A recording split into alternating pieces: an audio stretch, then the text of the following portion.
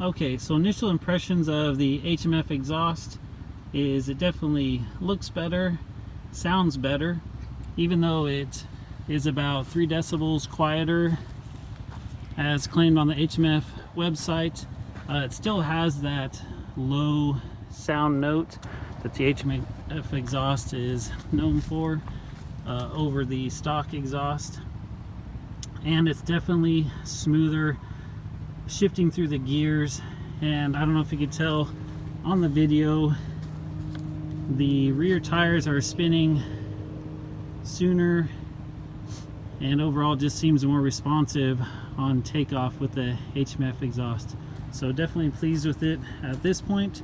We'll certainly do some more riding around and get some video of it in action being pretty sporty and let you know what we think.